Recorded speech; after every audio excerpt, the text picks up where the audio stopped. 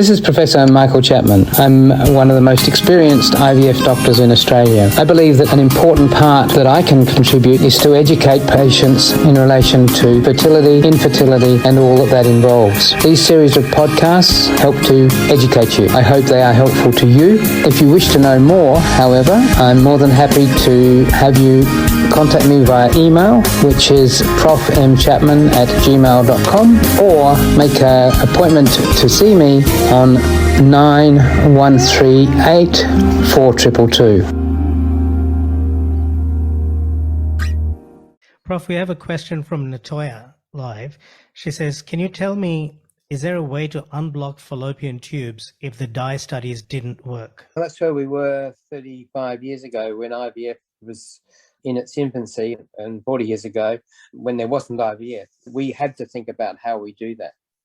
Success rates are very poor, but it's not impossible.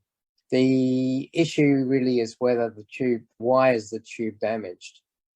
If we, for instance, a woman that's been sterilised, she's had clips put on the tubes because she's already had 2 children, doesn't want any more at the age of 30, but then divorces and the new husband comes along and she's 37 and she wants to have a natural pregnancy. Those tubes were actually normal when she had the clips put on, and taking them off and bringing them together is actually quite feasible with good pregnancy rates. But the majority of blocked tubes are not about sterilisation. Now, the ones we find are due to pelvic infection and to endometriosis or a previous ectopic pregnancy.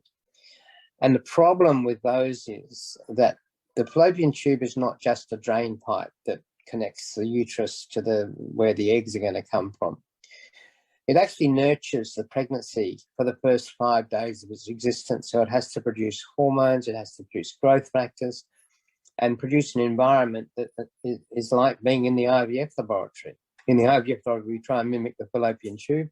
But when there has been damage from infection or endometriosis or scarring, that lining of the fallopian tube is no longer normal. So it may not produce the products that are required to nurture a pregnancy. And secondly, that scarring may in fact stop a pregnancy that's conceived from going any further. So ectopic pregnancy is a significant risk after we've tried to repair the tubes. To decide whether it's worth doing, keyhole surgery is what should be done. So that's looking through your belly button under general anaesthetic, and then down below through the cervix, putting dye up through the neck of the womb to try and work out where the block is and then we can decide how much damage has been done to the tubes causing the block. That can all be done at one hit, but I have to say these days probably 70% of the time when we've got blocked tubes, there's absolutely nothing we can do about it. The other 30%, sometimes it's just a minor blockage at the end of the tube and we can break down the scar tissue. Prof, Natoya says she has endometriosis.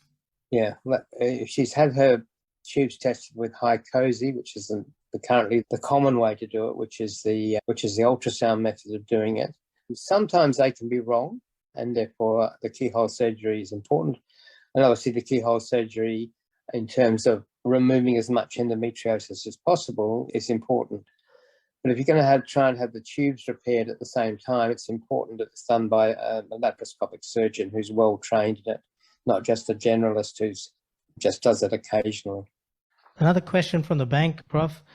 Your opinion about babies made with sperm robots and potentially lowering IVF costs? I think we're a long way away from that. There are various pieces of IVF that potentially can be mechanized, but some of the automated systems that have been tried actually are producing lower pregnancy rates. So there's still the need for scientists with skill to decide where to put the sperm in the egg, which sperm is the best sperm, and which egg is the best egg in the right place. No, I can't see it taking over in the very near future. Robots will help, but unlikely to change the world. Alcohol's effects on fertility treatment, while caffeine, is it safe? Okay, I'm probably slightly different to most gynecologists. in fertility specialists in my views about both of those. I think the evidence, when you are moderate, everything's moderation in my view. So a 1 cup of coffee a day does not make a difference. More than 300 grams of caffeine, I think the science shows that maybe it has an impact. But a strong cup of coffee in the morning is not going to stop you getting pregnant.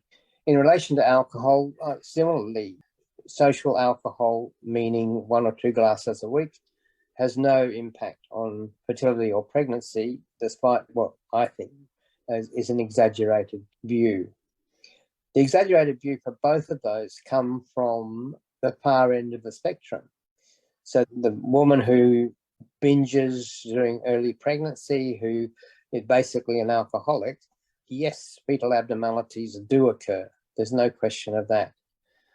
But that far end of the spectrum biases any other commentary about alcohol, in my view. So 1 or 2 glasses a week, not every night. If you're going out for dinner, don't be a social misfit. You can have a glass of wine. Don't have a bottle of wine. So that's my view, and I don't think the science is convincing that view is wrong. And don't forget that you can access all the previous episodes by going to our website www.theivfjourney.com and select IVF Journey podcast from the navigation menu.